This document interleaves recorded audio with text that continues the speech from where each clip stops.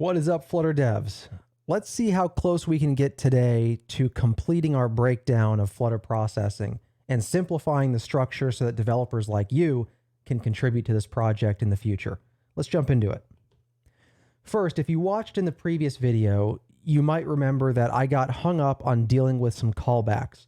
And the problem was that I was trying to move the callbacks out of this core file into a mixin, but some of these callbacks, or all of these callbacks, when they're invoked, they pass a reference to the sketch. They call the callback with a copy of the sketch. Why do they do that? Well, it's so that whoever is implementing the sketch or kind of writing the processing code, they have access to all the stuff in the sketch, like being able to draw circles and lines and points. But then I realized after the video that really this particular callback here is not about processing. It's about how we chose, or I chose, to implement things, and I'll show you what I mean. Typically in traditional processing, what you do is you subclass sketch, and then you implement methods like on mouse pressed, on mouse wheel, that kind of thing. But you'll recall that not only do we have a plain no argument constructor if you want a subclass, but we also have this sketch.simple constructor, which is what allows you to pass nothing but callbacks. So instead of always needing to subclass sketch, you can just invoke this constructor, you can pass these callbacks, and you can operate purely off of callbacks. And how does that work? Well, every one of these callbacks receives the sketch so that each callback can manipulate the sketch. That's what makes this possible. But it was my choice to do this that resulted in a bunch of callbacks that require a sketch. Now, maybe this is confusing you because maybe you haven't watched enough of these videos to know what the heck I'm talking about. But let's just jump into what I think the solution is to this particular problem. Let me open up the mixin that is in question here.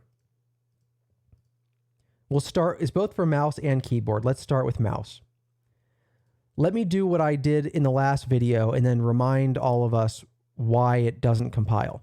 I'm going to take all of these mouse methods that are currently in core.dart. I'm going to cut them out. Actually, I'm going to copy them because we're going to want to keep some of them here. But I'm going to copy them over to mouse.dart. And you'll see that we have a bunch of these reference issues that we're trying to invoke callbacks that we don't have access to. But even if we got access to those callbacks, we're just a mixin. We're no longer a sketch. So passing this doesn't work. It doesn't, that's not the right reference. That's what led to this problem that I didn't have a solution for in the last video, but I think now I do, which is in the true processing API, these methods are no ops.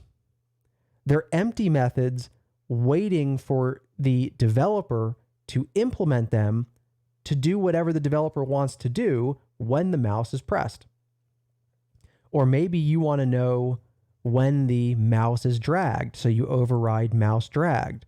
Or maybe you want to know when the mouse is released, so you override mouse released. I should never have tried to bring these implementations into this mixin to begin with. These should all be empty methods.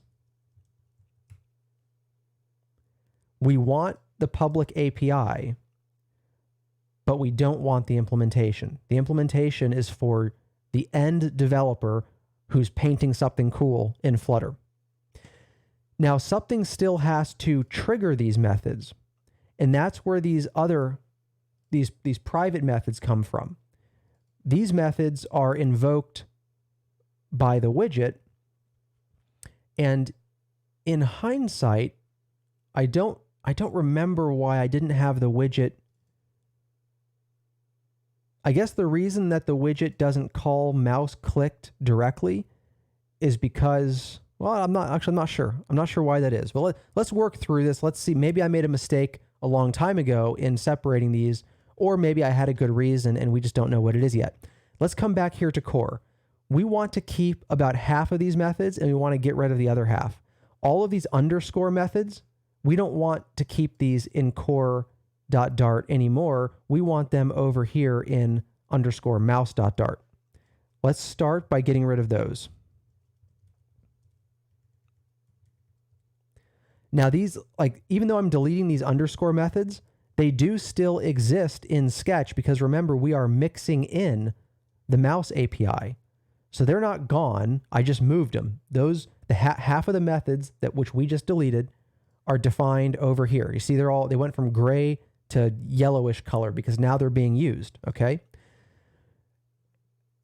Then the nuanced part is that all of these should say override. That's what we're doing.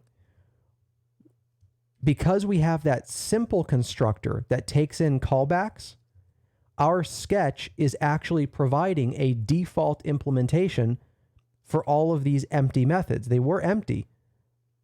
Over here in mouse.dart, they're empty. Over here in our Sketch definition, we actually want to give them default implementations. That was the part that was eluding me last time. It wasn't occurring to me that these are actually overrides of empty methods. And when we override from here, there's no problem with invoking those callbacks. But now the question that I raised just a moment ago is, why do we need those underscores?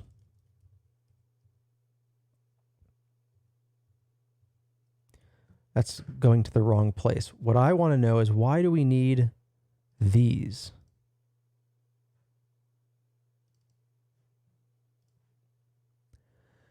Here we're in the widget, okay? We're in not the Sketch object, but the widget that displays everything. And the question is, why did I invoke why not just invoke on mouse clicked? What's it complaining about there? Let's see. Excuse me, not on. Why didn't we just say mouse clicked? I mean, unless I'm missing something obvious, that should do the same thing. And maybe I am missing something obvious. I miss obvious things all the time. But let's get rid of these underscore methods and see if we can just get away with the regular public methods and have them invoked from the widget.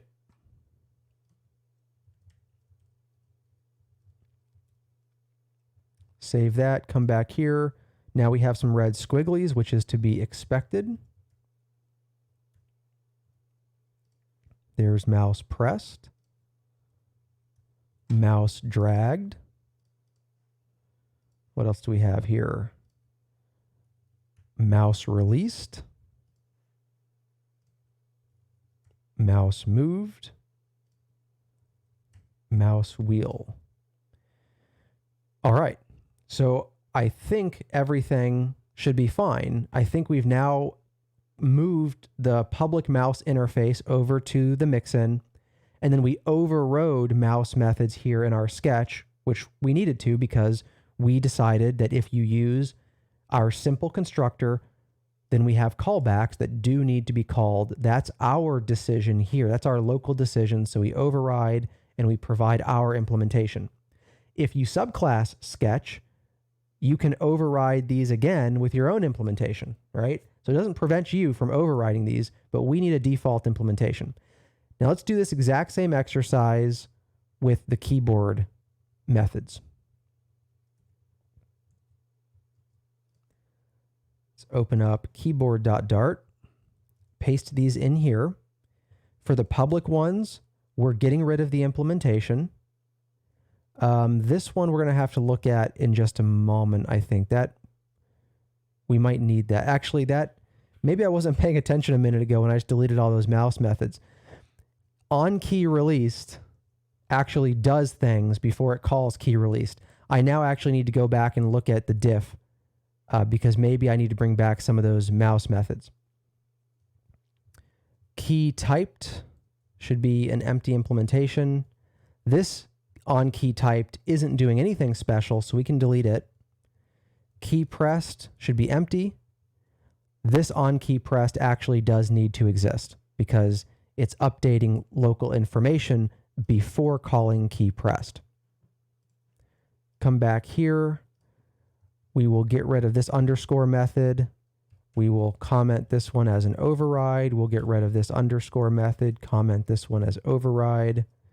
Get rid of this underscore method, comment this one as override. And then we have a red squiggly up here.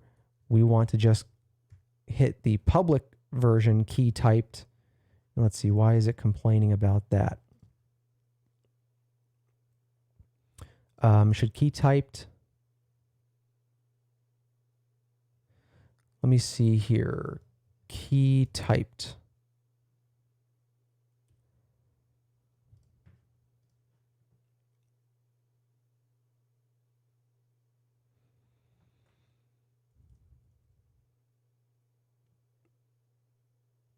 So key typed should not take in any arguments, has no parameters, but we do need to locally store the latest key that was typed. So that's why this one, I guess, gets a little trickier. Let me undo what I did here in this file. So we should have been doing something with that key.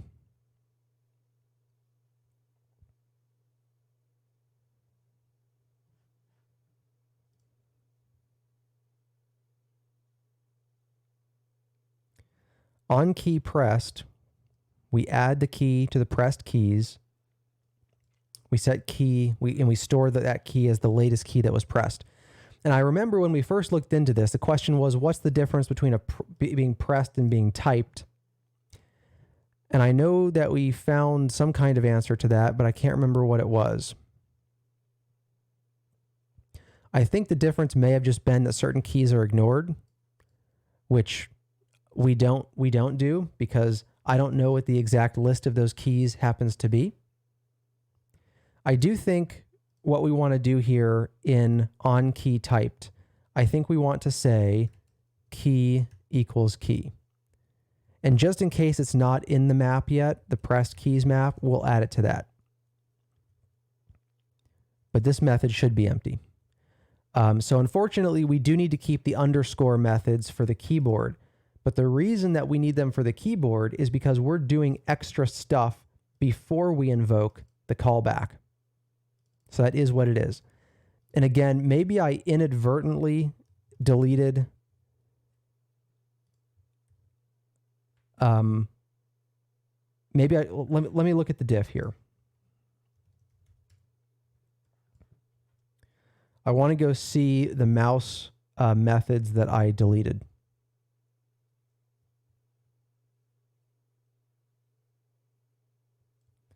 Okay, so on mouse pressed, nothing there. On mouse dragged, nothing there. On mouse released, nothing there.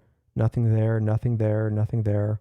Okay, so it just so happened that none of the mouse methods did any special work at all. They just directly invoked the public version of themselves, which means we can delete all the private versions. The keyboard behavior is different because there's internal information that's being tracked. Now, one thing I'm not clear about on the mouse stuff is where are we setting this thing?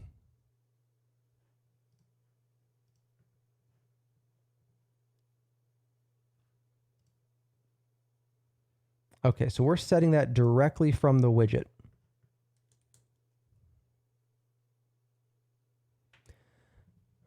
Although, yeah, so that's interesting. We could be setting that stuff directly for the keyboard as well. Let me show you what I mean. With the keyboard, we have on key pressed, where we add the key to the pressed keys and we set the key. Let's go find where this is used. We could instead, we could just do this. We could say pressed keys. I probably can't say this all in one line, I don't think. But let's see. Can I?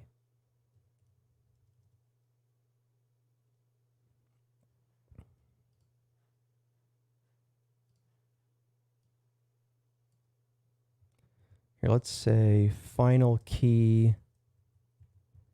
And then we'll say add key, key equals key. And then we'll invoke that.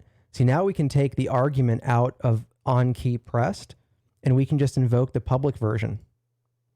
So this adds a little more responsibility to the widget, but it removes some responsibility from these callbacks, because now we can come into keyboard and we can just get rid of this whole thing. And we have the exact same behavior. Let's do that for on key typed as well.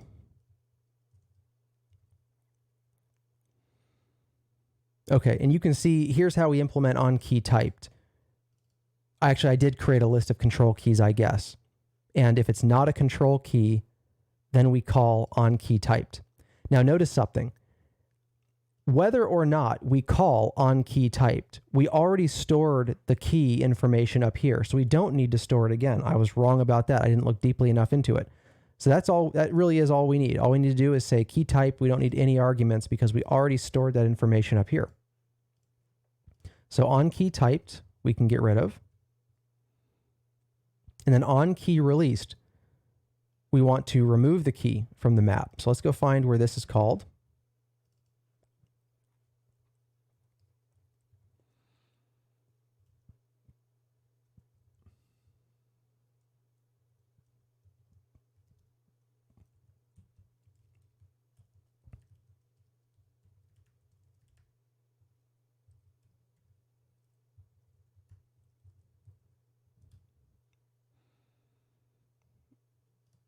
And here we'll move this assignment down to here. Add an underscore there. Save that. Now when the user releases a key, we remove that key from the pressed keys map. We set the latest key press to key, because that's what processing seems to do. And then we invoke the callback for anybody who's listening. Come back to keyboard, and we can get rid of this. And there we go. We just significantly simplified both mouse and keyboard, moved a bunch of private callbacks or deleted a whole bunch of private callbacks. And in theory, everything still compiles and works. Again, I don't know how thorough our tests are for any keyboard or mouse related things, but we can run the tests and see if anything fails.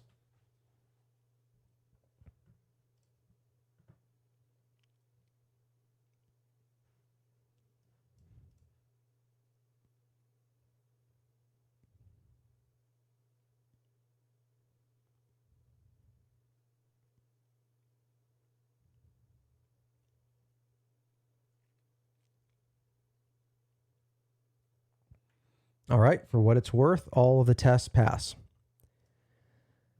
Now there's something else that I've been wanting to do, which is separate. I'd like for the processing widget to be in its own file, and for the sketch to be in, like core, I don't think we need to include the sketch and the widget in the same place. So let's just see what happens if we try to separate them. Let me create a file, which is processing widget. Come up here, we'll grab the processing widget.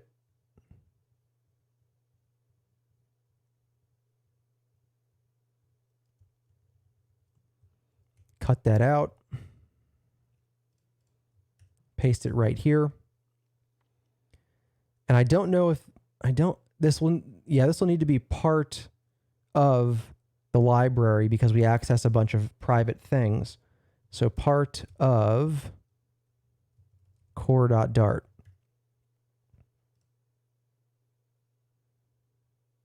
And then we also need to say, we need to declare that part processing widget.dart. I guess technically the underscores should go probably above everything else. Okay, all the compile issues are gone. And then the question is, should core include anything at all?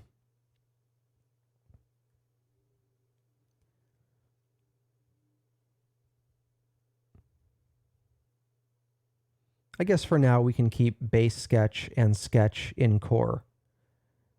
But we take the widget out because Flutter widget behavior is largely independent of sketch behavior. This processing widget uses a sketch object, but a sketch object does not require the existence of this widget. So I think we're looking pretty good then at this point. Obviously still some to-dos in here, various things to iron out elsewhere. I'm wondering while we're here if we can bring back the timing information. So I removed this stuff a while ago that tries to hold us to a given frame rate. I wonder if we can just bring it back. The reason I commented it out is because at that point in time, we were using Flutter's render pipeline to paint our bitmaps, but eventually I moved our bitmap manipulation completely into its own kind of pipeline, so to speak. So this might just work. But the question is, how do we effectively test this? I guess let's run the example app and see if we can control the timing at all. So let me start that build process, which might take a minute. And while that's going on, let's go find what it's going to deploy. It's going to deploy, I kind of just have a bunch of random things being accumulated in this example code. I think it's this guy right here. So there's a bunch of stuff in here. We can comment out most of this, and then we'll just see if we can get different frame rates working.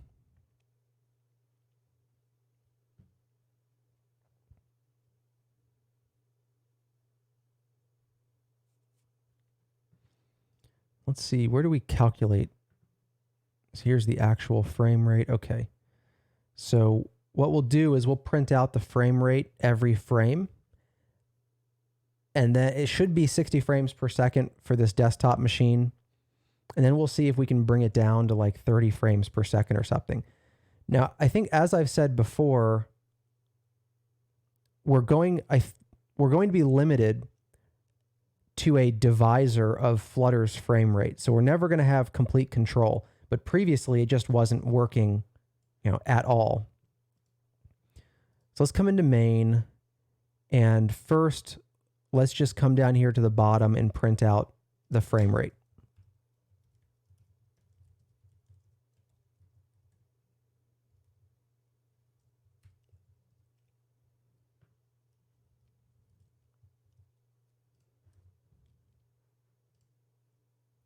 Okay, we're way down at 20. And the reason we're at 20 is because we're doing a bunch of bitmap manipulation on every frame.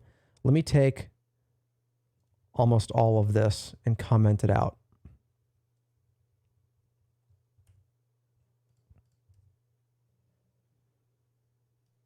All right, still not, I still like to see, well, I guess the reason it's trending up is because it's holding on to older information about how slow it was going. But you can see the longer we sample the frame rate, the closer we get to 60. And that's because all we're doing is drawing an image.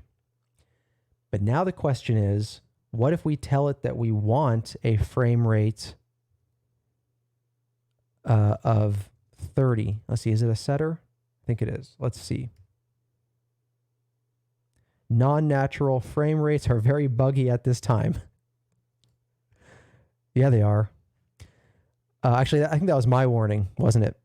So that is interesting. I didn't expect that to happen anymore because we're supposed to always have a bitmap available. Let's see. Let's see where this is being used. I guess that's the real question.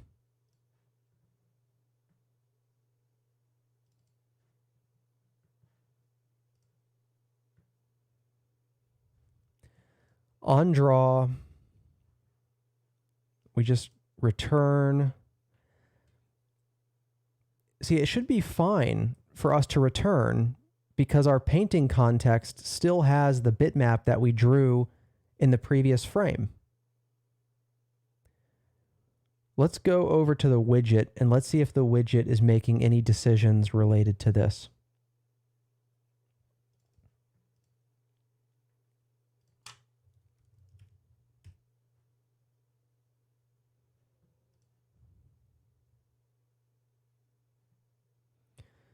So let's see, so where is current image set? Okay, whenever on frame available is called. So what I would expect to happen is that we draw a frame, we deliver it and set the current image, then we don't draw a frame, and current image stays as what it was. But it sure looks like we're erasing that image, because 30 frames per second is 1/2 of 60. So it's like one on, one off, one on, one off. Let's go real low.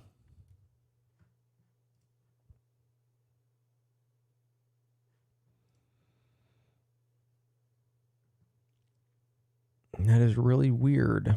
What am I missing here?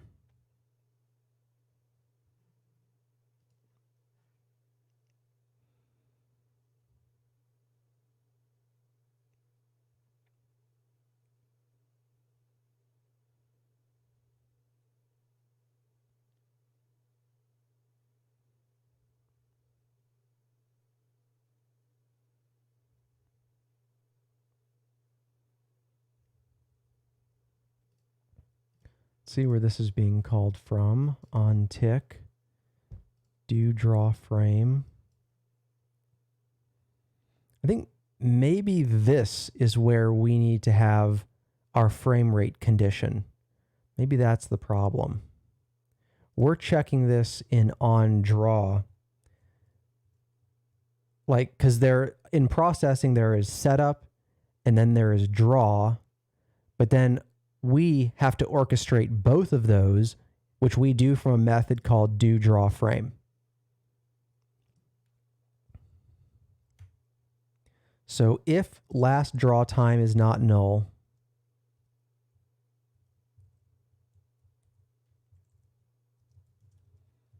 and that condition, then we return. Voila, there we go. That was the problem. Run, frame rate 10, although we should be seeing that over and over again. Let's see. We need to update these.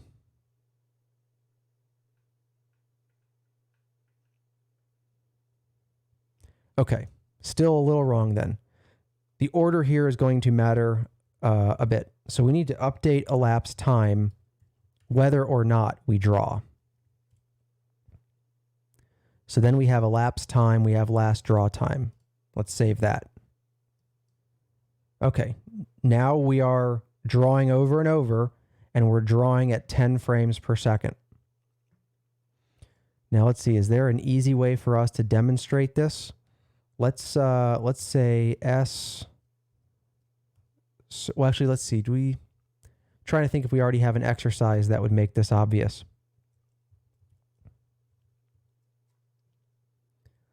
Let's stop this one. Let's bring back, I guess, the star field. Let's launch star field.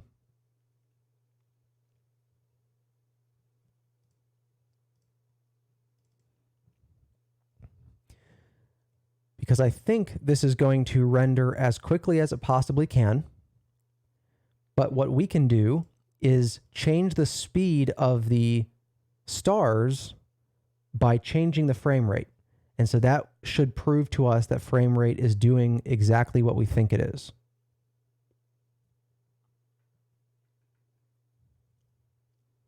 It's going to take a minute to build this, unfortunately.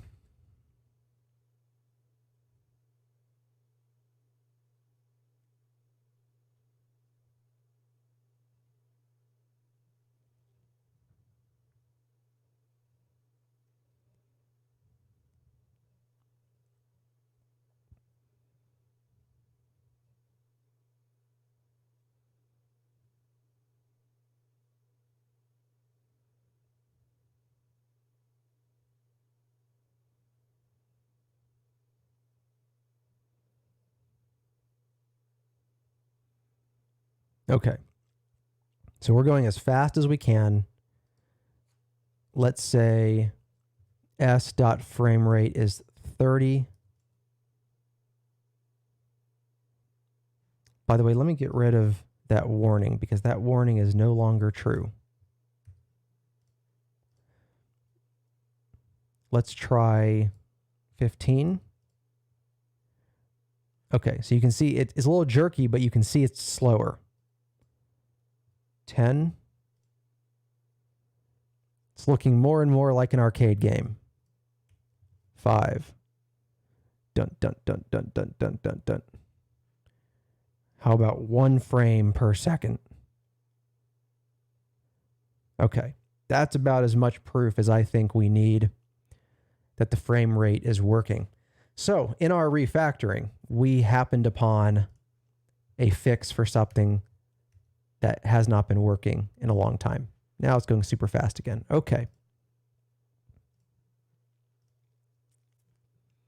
And let me get rid of what I did in this file. Not that it matters because it's all just kind of one big experiment.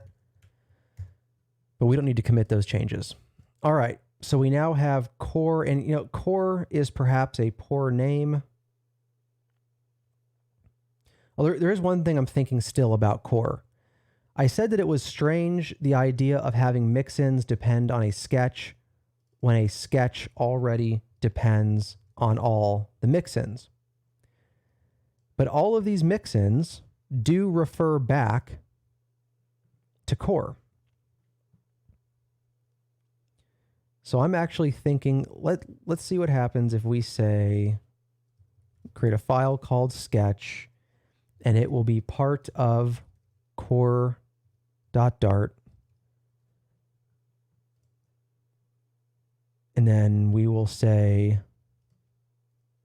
part sketch.dart. We'll leave base sketch here, but then we'll take the definition of a sketch and we'll put it here. Still not totally happy with all of the file packaging schemes here, but I think it's incrementally better than it was. So a sketch is in its own file, the processing widget is in its own file. Core just has base sketch along with all of the many imports that are needed across the library. And then we have all of those sketch behaviors broken up into their own files. I think with where we are here, in the next video, I will go ahead and bring in the contributing guide and maybe adjust the README a little bit. This doesn't mean that there are no more semi-large projects, because there is the implementation of shapes by vertices. There are a number of methods where you can just create a bunch of different points and then connect the shape. So there's like half a dozen methods all around that. There's also the concept of a P image, like a processing image.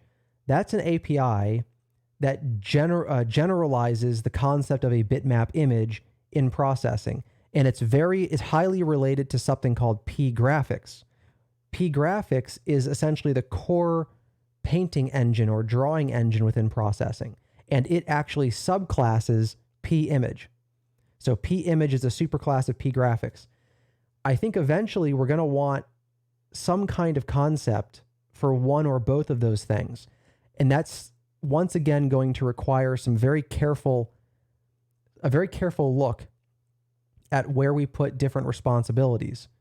And so we're not completely out of the woods, but I think we've got enough here that is now broken down well enough that it's time to figure out how we can start bringing in some of you who want to work on some of the more minor things.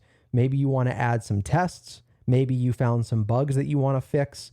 Maybe you want to implement some of the remaining methods that don't require any new API design. You can just follow the existing pattern.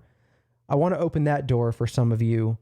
And so in the next video, let's see if I can bring in a contributing guide and talk to you about what it means to contribute to a project like this. So I'll see you in the next video.